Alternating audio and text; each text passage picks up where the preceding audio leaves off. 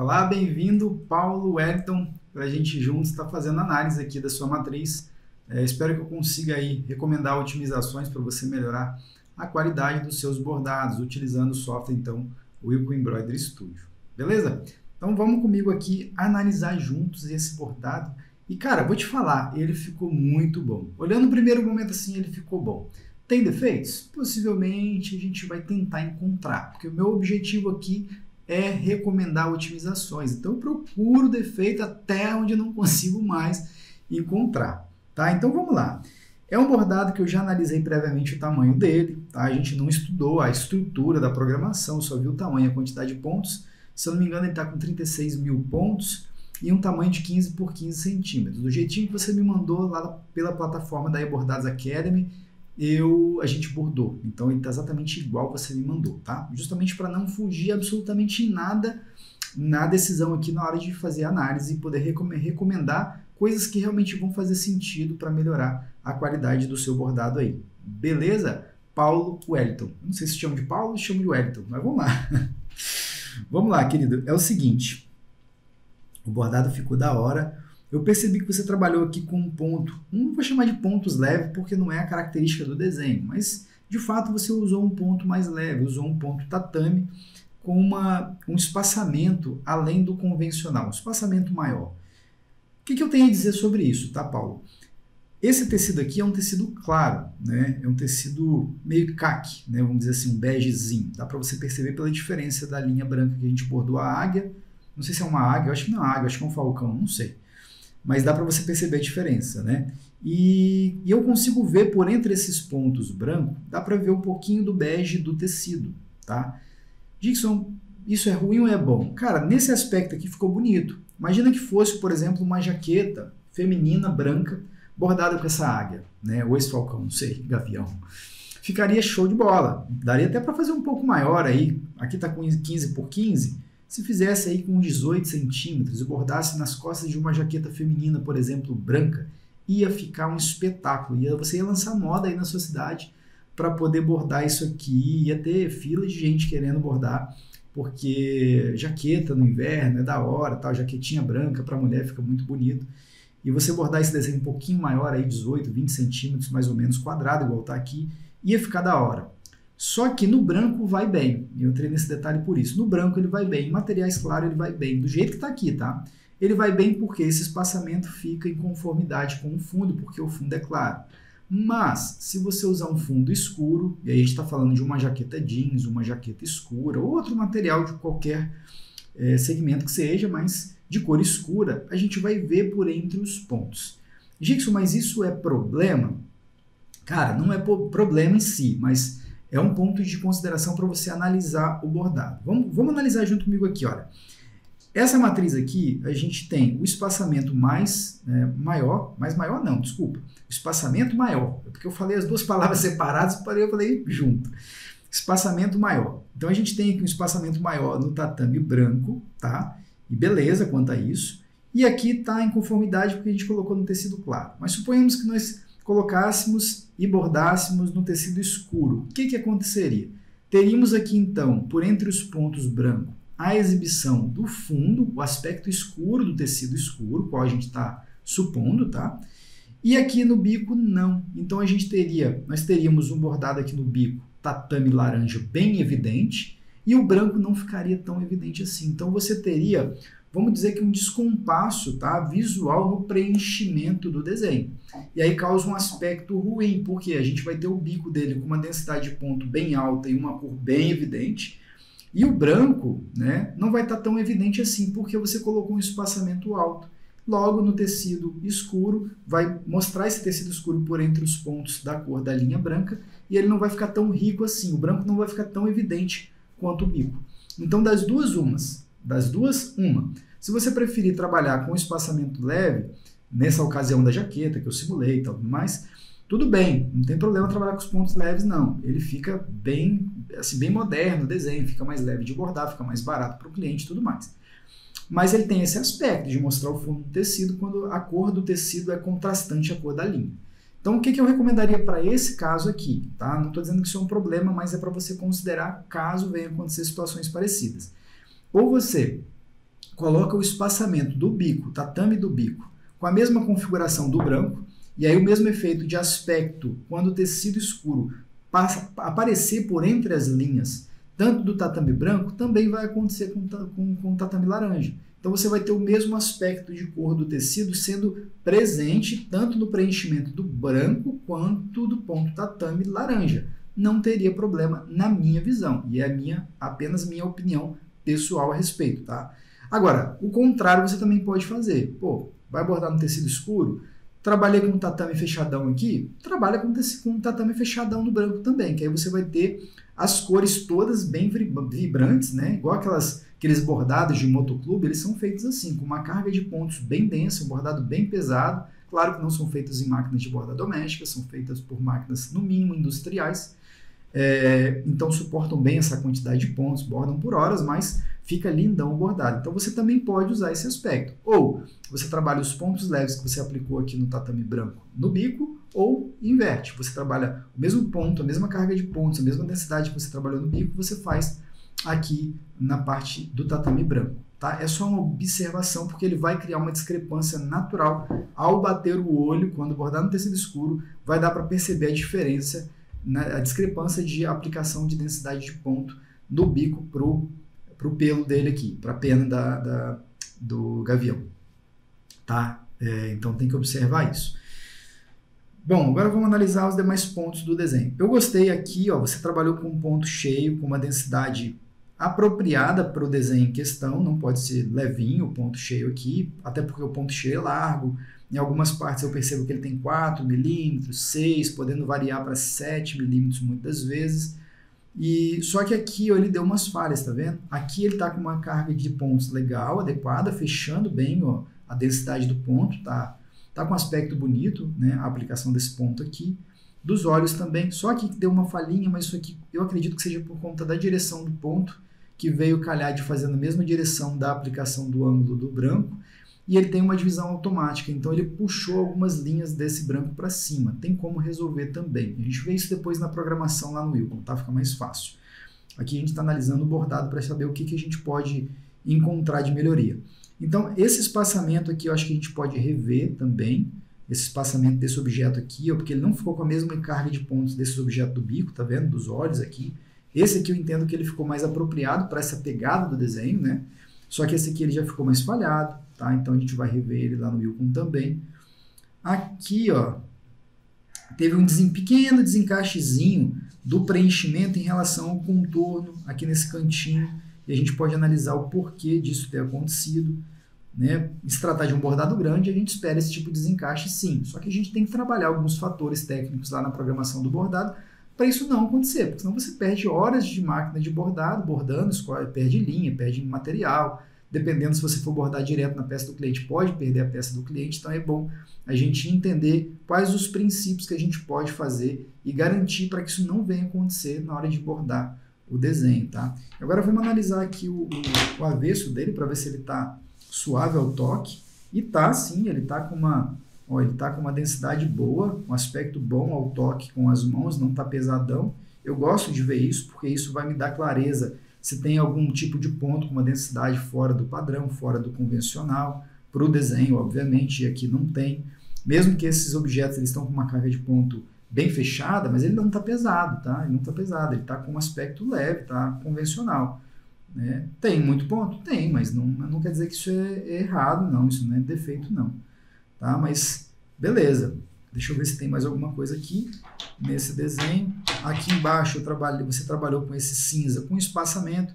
Aqui eu acho que vale a pena, porque é como se fosse um efeito aqui na pena dela, do gavião, né?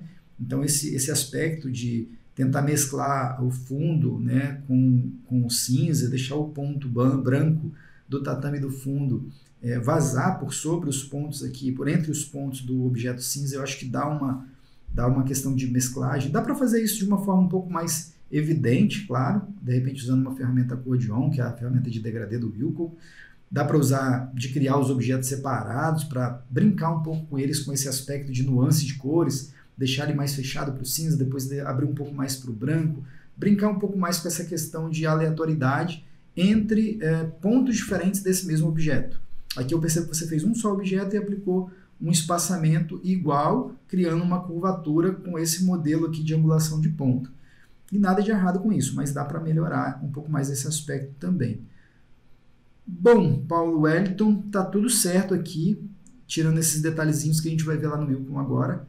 Então, bora lá para frente do computador para a gente abrir o Wilcon Embroidery Studio e a gente analisar se faz sentido isso tudo que eu falei.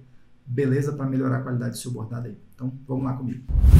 Beleza, Paulo? Chegamos aqui na frente do computador para a gente analisar agora a estrutura da programação, tá? Continuo da dúvida, me perdoe. Não sei se é gavião, falcão, águia, eu não entendo de pássaro, tá? Eu entendo de bordado um pouquinho, agora de pássaro, meu Deus. Vamos lá.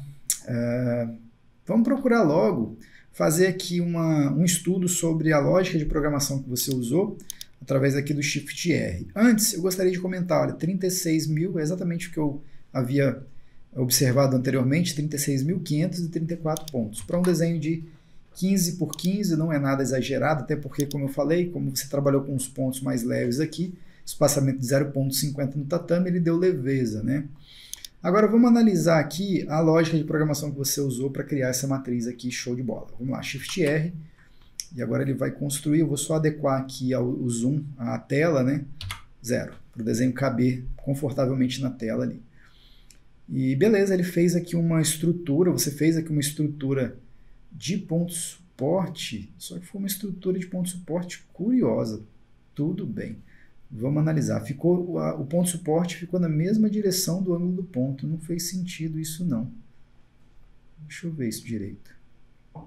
Tá vendo? Ele está no mesmo sentido. Tudo bem, vamos ver como é que ficou isso aqui, para ver se a gente consegue melhorar isso também. Isso pode ser motivo pelo qual está desencaixando um pouquinho aqui o preenchimento do contorno lá no bordado, tá? Mas beleza, deixa eu seguir aqui. Vamos acelerar um pouco. Opa, cliquei ali, ele acabou saindo. Vamos fazer de novo. Shift R. Beleza, vamos afastar aqui. Queria acelerar um pouco mais para não demorar tanto esse estudo aqui. Vamos avançar. Tá fazendo a primeira cor, né? E eu já vou até colocar aqui um fundo. Ó, vou colocar um fundo escuro para simular o que eu falei, tá vendo? Exatamente por entre os pontos ali, ó, dá para ver um pouco do fundo escuro, simulando uma jaqueta jeans, alguma coisa do tipo. Já no laranja não demonstra tanto. Aqui demonstra porque a gente está na tela do computador, mas você viu que lá na máquina, no bordado em si, a densidade que você usou nesse bico ficou bem mais fechada do que está mostrando no 3D. Até porque eu estou com o zoom não oficial, né? O zoom, eu estou com 89% do tamanho real do desenho na tela, né? Então isso muda um pouco o aspecto de realidade do visual dos pontos simulado, que é o True View que tem no Wilcon, né? Então vamos acelerar aqui um pouquinho mais para a gente ver a aplicação dos demais objetos. Já fez os contornos aqui em cima, agora está fazendo esses laterais. Eu percebo que a gente está sobrepondo pouco aqui o contorno em cima do preenchimento. Isso pode ser um ponto de justificativa aqui para esse desencaixezinho que a gente teve ali. Beleza, só para tomar conhecimento mesmo, bem rápido. E agora a gente já pode começar analisando. A primeira coisa que eu quero observar aqui é estudar. Olha, aqui você trabalhou com uma densidade no espaçamento automático de 90% e colocou uma divisão automática por segurança de 7. Beleza.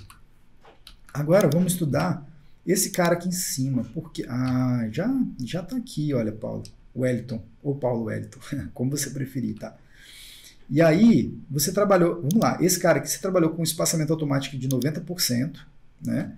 E beleza, e esse cara aqui você trabalhou com espaçamento manual definido em 0,40 milímetro, que é totalmente diferente do valor de baixo, totalmente diferente.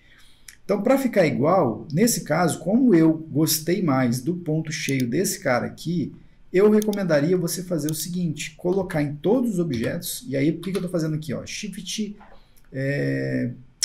R não, Shift S, selecionei o preto, Shift S, ele exibiu para mim todos os objetos em preto. Agora eu vou aqui em editar, selecionar por tipo de ponto, quero todos os objetos apenas em ponto cheio que estão expostos na tela e dou um Shift S de novo. Porque aí ele vai ocultar os objetos que eu não quero mudar a propriedade do ponto. Uma vez feito isso, o que a gente pode fazer? Colocar o espaçamento automático de 90%, que a gente já viu ali que deu certo para o desenho.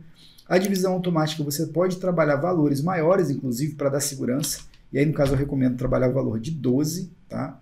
Não quer, Gixson, 12 é muito grande, eu quero trabalhar com um valor menor para poder ir marcar, dar aqueles vincozinhos no bordado. Tudo bem, aí você vai trabalhar com valores menores, mas aqui eu trabalharia com 12, porém com espaçamento de 90% aqui no parâmetro automático, tá? E aí você vai ter a mesma densidade de ponto que a gente observou aqui no bico, também nessa parte aqui da cabeça dele, desse contorno aqui da cabeça dele, tá? É claro que você fez uma versão aqui do contorno mais econômica do ponto de vista da mão de obra. Se você tivesse feito esses objetos separados, aqui nós teríamos uma qualidade melhor. Por que, Gixson, que está perigoso? Porque, veja bem, quando ele faz um objeto só, tá vendo aqui que a gente tem uma distância aqui bem acima do ideal, vamos dizer assim? Tá vendo? Ele passa direto aqui, o objeto é único, né? Então ele borda aqui até aqui, a coluna do ponto, e aqui como ele faz conexão com o próximo objeto, ele está soldado, então ele bate daqui e vai até aqui embaixo.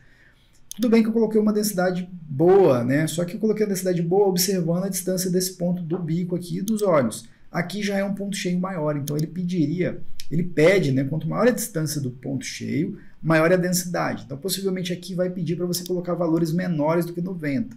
Eu não vou fazer isso aqui, porque o ideal nesse caso não é aumentar a densidade do ponto toda a vida. O ideal é você desenhar o objeto respeitando o formato mais apropriado para ele em si. Que seria, nesse caso aqui, eu vou usar a curva complexa, que por sua vez ajuda muito para fazer esse objeto, para fazer isso aqui, ó. Eu vou fazer um aqui para você entender o caminho, tá, que eu daria, ou seja, como eu faria esses objetos aqui do contorno, tá? Pode ter várias interpretações, tá? Eu vou fazer uma delas aqui que eu acho que faria sentido para mim. Eu utilizaria esse formato, tá? Mas você pode usar um formato um pouco diferente. E claro, eu posso ter uma visão um pouco diferente daqui a pouco também sobre o que eu estou fazendo aqui, porque o certo é fazer um estudo anteriormente a respeito, e eu não fiz, eu estou criando junto contigo aqui agora, tá? É a primeira vez que eu pego essa matriz para poder pensar em alguma coisa para melhorar essa função dos objetos aqui. E aí nesse caso aqui, deixa eu ver, aí eu faria exatamente igual o outro, né? Até aqui assim mais ou menos. Vamos ver se vai ficar legal. Enfim, o que eu estou querendo propor para você aqui é vou fazer só alguns objetos só para você entender a história. Aí depois você pode editar, é claro, se o objeto não vai aparecer tanto, vai sobrepor, então você pode encurtar um pouco, pode melhorar. A ideia é que você tivesse os objetos sobrepostos, nesse sentido aqui, ó. E aí você teria vários objetos, aqui eu acabei desenhando errado, não seria essa a proposta que eu fiz aqui não, tá? Acompanhando esse formato aqui, ele seria um formato, o mais adequado seria alguma coisa nesse sentido aqui, ó. Fazendo esse bico aqui, e aí sim, esse objeto de cima faria essa sobreposição. Aí é claro que a ordem também vai importar, ou seja, esse aqui seria por cima. Alguma coisa nesse sentido aqui, talvez. Ou o contrário, ou fazendo esse objeto, fazendo esse biquinho aqui até aqui embaixo. E esse objeto aqui a gente pode recuar um pouco mais ele, para ele não ter esse bico aqui embaixo, né, vamos dizer assim. E esse aqui faria o acabamento. Tem várias formas de você conseguir ter esse acabamento, tá? Só estou querendo te mostrar que fazer os objetos separados dá mais trabalho, mas ele dá um resultado melhor quando você trabalha a questão da densidade do ponto. A questão visual do desenho também vai melhorar, ele vai ficar com um aspecto melhor, né? Há quem prefira trabalhar assim porque é bem mais rápido, economiza tempo na hora de fazer a programação, mas eu sou o cara que gosta de perfeição, eu gosto de dedicar tempo para que a programação fique exemplar, tá? E é apenas uma recomendação, não quer dizer que o seu ficou errado não, mas possivelmente ela passaria a dar errado diante dessa recomendação que eu fiz aqui de aumentar a densidade do ponto e aumentar principalmente a divisão automática, porque eu percebi que você estava trabalhando com valor de menor do que 7, inclusive no original, e por isso ele não estava justificando fazer esse ajuste aqui no objeto, tá? Mas beleza, dito isso, vamos passar para frente, vamos analisar os outros pontos de observação do desenho. Com relação à densidade, deixa eu aproveitar e ver aqui o ponto de suporte dessa pena branca, né? Porque não é pelo.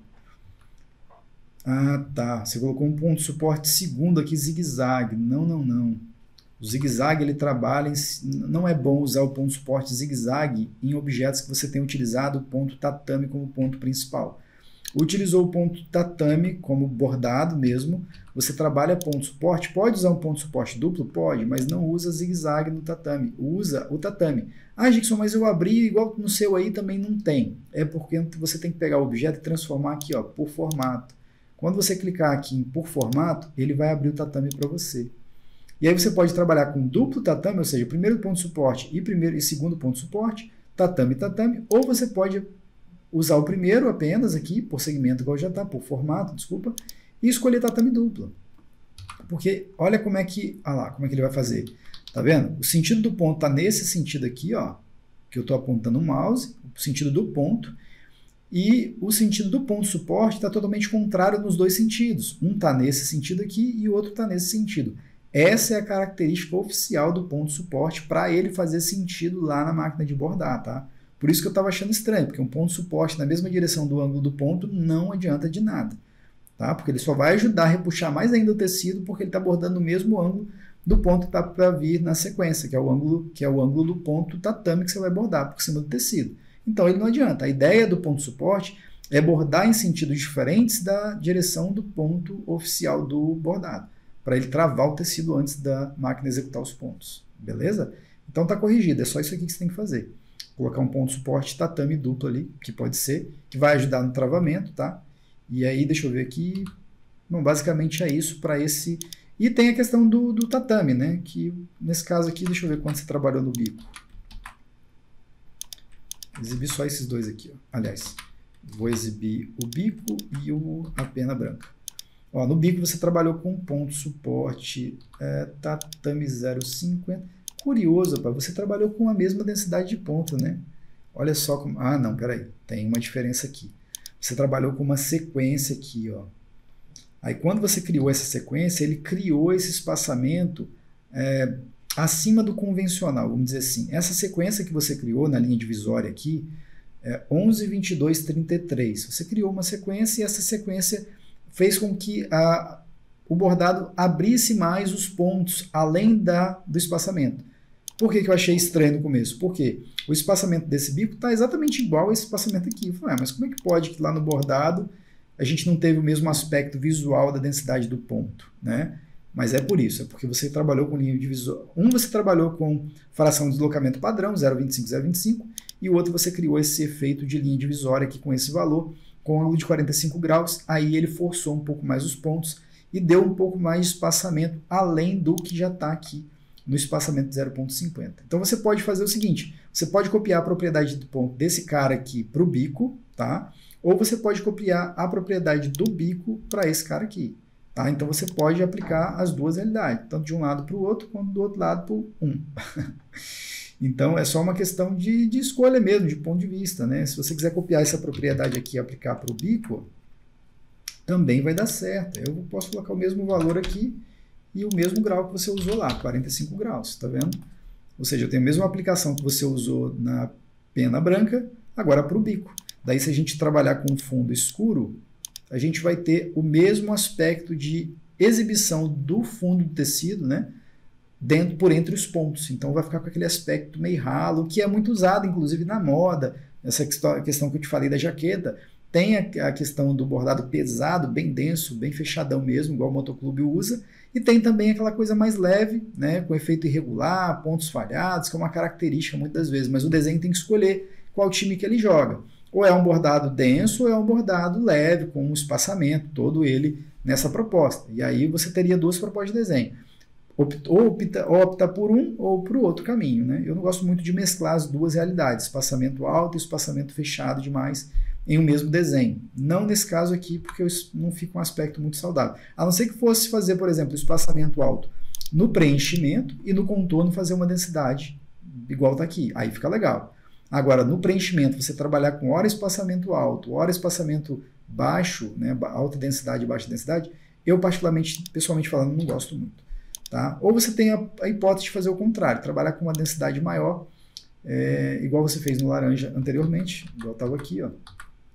Trabalhar com essa densidade nesse cara aqui. Aí para isso bastar você mudar aqui para a fração de deslocamento e pronto, já vai ter o mesmo resultado aí que no bico, tá? Mas beleza, eu gostei bastante desse aspecto do bico. Peraí, deixa eu avançar aqui. Eu gostei bastante desse aspecto do bico com essa mesma configuração de ponto que você usou aqui, ó. Linha divisória, coloca esses valores, 45 graus. Eu gostei desse aspecto aqui, eu acho que ficaria legal. Ficaria mais leve um pouco e com efeito bem diferenciado também. Beleza? Agora vamos analisar aqui, ó. Eu acho não, né? Ajuda. Ali a gente pôde perceber isso. Como é um bordado com uma área de deslocamento bem grande, dado o fato de também que você não tinha usado o ponto de suporte de maneira apropriada, isso tudo soma para o encolher do tecido. E aí quando o tecido encolhe, não tem jeito. O contorno vai bordar no lugar certo e o preenchimento não, porque encolheu. Para garantir que isso não aconteça, ou aconteça com uma evidência menor, ou seja, ele encolha menos, porque vai encolher, não tem jeito, até o couro curvinho, se você bordar, ele vai encolher, é natural, porque ele vai se movimentar, a máquina vai exercer, a agulha vai exercer uma pressão sobre o material, independente de qual é, e ele vai encolher. Uns muito encolhem demais, como é a malha, a lanquinha, né, malha PV, malha piquê, por exemplo, e outros encolhem menos, é normal. Então, para aqueles que encolhem mais, você pode ajustar o desenho, fazendo com que o tatame explore um pouco mais essa parte aqui do contorno, ou seja, você pode invadir um pouco mais essa área do contorno preto aqui, ó, para ter uma margem de segurança para fazer com que esse preenchimento não encolha tanto a ponto dos dois desencaixarem, ou seja, você não vai ter mais aquele problema do desencaixezinho que eu te mostrei lá no bordado, quando você faz isso aqui por segurança. E é claro, você pode fazer isso aqui com segurança, sem ter problema, até o meio do contorno. Tá? Não tem problema. Vai aumentar a quantidade de pontos, mas é insignificante e cria uma segurança fenomenal para o bordado, além de manter essa segurança também a qualidade vai ficar garantida. Então explora mais essa área que você tem no contorno aqui em até 50%. Não passa de 50%, vai até o limite do meio do contorno, é o suficiente e é o adequado para todos os casos desse sentido aqui, onde a gente tem o contorno fazendo sobreposição para dar acabamento no preenchimento ali, principalmente o tatame, tá? Então é isso. Que mais? Fazendo isso, você vai ter certamente aí a solução desse problema do preenchimento não criar esse buraco, esse vazio entre ele e o contorno, tá? Então é basicamente isso. Deixa eu ver o que mais. É claro que o preenchimento ele não encolhe, o preenchimento do tatame ele não encolhe sozinho. A gente também tem o advento que nesse caso que a gente está abordando um objeto em ponto cheio, e então ele também vai ter o encolhimento. E aí eu prefiro trabalhar com uma compressão de repuxo alta no caso desse desenho aqui, tá? Porque o preenchimento em ponto cheio, assim como o tatame encolhe o tecido, o ponto cheio também encolhe. Tá? Então ele vai fazer uma força natural menor do que o tatame, porque o tatame a máquina faz vários pontos, ela costura vários pontinhos um do lado do outro em carreirinha, num sentido de ângulo único ou não, né? E ele vai exercer uma pressão forte sobre o tecido porque tem vários pontos no mesmo sentido. Então o tecido vai encolhendo, encolhendo, encolhendo, encolhendo. Ah, Gixson, mas eu prendi no bastidor, coloquei entretela, prendi nos 4 lados. Mesmo assim, vai encolher. Às vezes muito, às vezes pouco, mas vai. O que a gente tem que fazer é estruturar o desenho para que ele encolha o menos possível, tá? E a gente garante com que o desenho tenha mais qualidade fazendo isso. E um dos aspectos para você melhorar esse encolhimento, diminuir esse grau de deslocamento do tecido, é também colocando uma compensação de repuxo um pouco maior no preenchimento. Tanto no tatame quanto no preenchimento em ponto cheio. Tá? Você também vai compensar, você vai ajudar, porque o próprio nome já diz, compensação de repuxo, ou seja, ele compensa o repuxo causado pela máquina em cima do tecido. O tecido encolhe e ele devolve isso através dos pontos ali, ou seja, ele faz com que os pontos vão além dos limites do objeto para que você compense o encolher do tecido. Beleza? Compensação de repuxo é para isso. Então vamos lá. Você pode aumentar também o ponto suporte, tá? Se você quiser, pode aumentar também o ponto suporte. Eu vou exibir todos os objetos em ponto cheio aqui. Aqui, beleza? Você pode colocar, por exemplo, aqui, ó. Você pode colocar um ponto suporte corrido para a borda, por exemplo. Né? Pode, inclusive, aumentar o tamanho da margem, para a gente colocar uma margem bem no cantinho. Eu vou te mostrar o que acontece quando a gente aumenta o valor da margem. Tá com 0,35, tá vendo? Vou colocar uma margem maior de 0,70. O que vai acontecer? Na hora que eu der Enter, olha, você observa essa linhazinha aqui, ó. Tô com o mouse parado nela, eu vou dar Enter. Olha para onde ela foi. Tá vendo? Aliás, espera aí. Eu apontei para a linha errada, desculpa. Deixa eu enxergar a linha certa aqui, por favor. para não fazer o vexame de te mostrar a linha errada. Espera aí. Ó, essa linha de ponto suporte, cadê? É de dentro, tá vendo? Essa aqui é natural do objeto mesmo, que ele está fazendo para poder fazer os objetos. Então não é a linha de ponto suporte, não. A linha de ponto suporte é essa que eu vou aplicar e vai mostrar agora, que é a de dentro, beleza? Então, de novo, vou parar o mouse nessa linha aqui e vou mudar o valor aqui da margem para 70. Antes de eu dar Enter, eu vou parar o mouse aqui e vou dar Enter agora, você vai observar para onde essa linha vai. Enter. Tá vendo? Ela estava, aonde está o mouse aqui, significa que ela estava a uma margem de 0,35 milímetros da borda do desenho, ou seja, daqui para cá. Quando eu coloquei 70, ela afastou a margem. Então eu coloco essa margem um pouco maior para garantir que o deslocamento do tecido, ou seja, o encolhimento do ponto cheio, não vá ser superior ao ponto de mostrar essa margem fora do ponto cheio. Tá? Já vi muito bordado, inclusive, por isso. É por falta de trabalhar essa margem aqui. Tá? Então, trabalhou a margem, a gente cria essa segurança. E aí, depois de uma vez colocado o ponto suporte pela borda, para a borda, uma margem maior, a gente pode trabalhar com um ponto suporte, um zigue-zague, pode trabalhar com um zigue-zague mesmo, deixa eu ver aqui. Pode trabalhar com esse zigue-zague, não precisa colocar outro ponto suporte, não precisa trabalhar com tatame duplo, no caso do ponto cheio é indicado o ponto suporte zigue-zague. Então, colocaria o ponto suporte para a borda no primeiro, com a margenzinha maior, e segundo, o ponto suporte zigue-zague. Já vai ser suficiente para você ter uma segurança maior aí na hora de bordar os contornos, tá? Para ele não encolher tanto o tecido, não desencaixar o preenchimento do contorno. Beleza, meu caro? Deixa eu ver o que mais tem aqui que a gente observou lá. Beleza, aqui é a questão do espaçamento, igual eu falei, você pode brincar aqui um pouco mais, dar mais espaçamento com a ferramenta degradê possivelmente, mas é uma questão de... só de tirar aqui eu não gosto muito de taraponto em objetos que vão fazer o efeito de degradê, tá? E nem a mesma angulação nesse sentido aqui. Vou trabalhar com uma angulação reta aqui, vou propor uma angulação reta de 90 graus, tá? E também eu vou manter, tá? Esse efeito irregular que deu no formato do objeto, eu acho que ele vem a calhar para uma melhora no aspecto que esse objeto representa para esse desenho, que é esse aspecto irregular, é como se fosse uma sombra, tá? Eu gosto desse aspecto mais espaçado, essa coisa mais sem muita definição da forma do objeto. E se você quiser trabalhar com um espaçamento aqui, se quiser trabalhar com um degradê, você pode, mas enfim, é basicamente isso que eu ia te recomendar aqui, fazer um trabalhar melhor aqui nesse... Mas ficou legal, não quer dizer que ficou ruim não, é só uma forma diferente de você aplicar um espaçamento ali para dar um efeito mais inusitado, vamos dizer assim, para essa parte. Beleza, meu brother? Vamos ver o que mais aqui. Acho que basicamente é essas as considerações que eu tinha para fazer na sua matriz, tá? Mas ficou boa. Falei bastante aí sobre várias possibilidades que você tem para não só manter a qualidade, como melhorar a qualidade do bordado, não somente nesse desenho aqui, mas em outras matrizes também que você venha pegar aí no dia a dia, trabalhando com bordado computadorizado, beleza? Então, basicamente é isso, né, nessa matriz aqui, que eu considero aí relevante para você fazer esses ajustes, essas alterações. Espero que eu tenha te ajudado, espero que você goste. Desculpa aí por não saber exatamente como pronunciar o seu nome, se é Paulo, se é Wellington, como você prefere ser chamado, mas é isso, Paulo Wellington. Muito obrigado e até a próxima análise aqui no Wilco Embroidery Studio.